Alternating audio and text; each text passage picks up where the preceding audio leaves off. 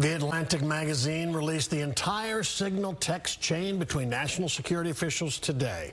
Democrats say it proves classified information was being discussed. Now, Republicans deny that and blame the messenger, the reporter who'd been invited to that chat. And the National Intelligence Director told a House committee that it was a mistake to discuss the plans on that group text that included a reporter. Fox 4's Sean Rabb in studio with more. Sean. Yeah, Republicans say it was not war plans or attack plans being discussed and that it wasn't classified information on the encrypted app Signal. Tulsi Gabbard gave more ground to Democrats today who are digging for a way to weaken the Trump administration.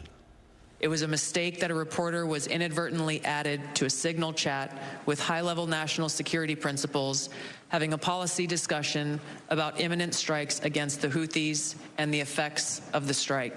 National Intelligence Director Tulsi Gabbard before the House Intelligence Committee Tuesday, acknowledging the conversation about attacks on Houthi rebels between the nation's top security leaders should not have happened with a reporter on the encrypted Signal app. The conversation was candid and sensitive, but as the President National Security Advisor stated, no classified information was shared. Democrats call that a lie.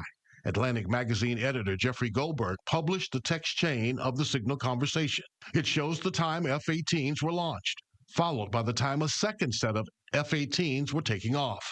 And Mike Waltz, the president's national security advisor, who somehow invited the Atlantic reporter into the group chat, texted the target was hit with emojis.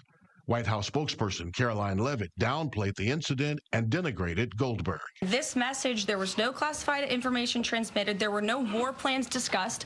Why did the Atlantic downgrade their allegation about war plans to attack plans? They're now playing word games because they know this was sensationalist spin from a reporter who is well known for doing this. Defense Secretary Pete Hegseth, before heading to the Pacific, also insisting nothing in the text chat was classified. My job, as it said atop of that, everybody's seen it now, team update is to provide updates in real time.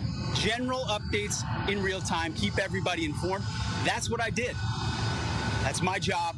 Committee Democrats called for Hegseth's resignation, with Congressman Jimmy Gomez questioning whether Hegseth was thinking clearly. Do you know whether Pete Hegseth had been drinking before he leaked classified information? That question riled CIA Director John Ratcliffe.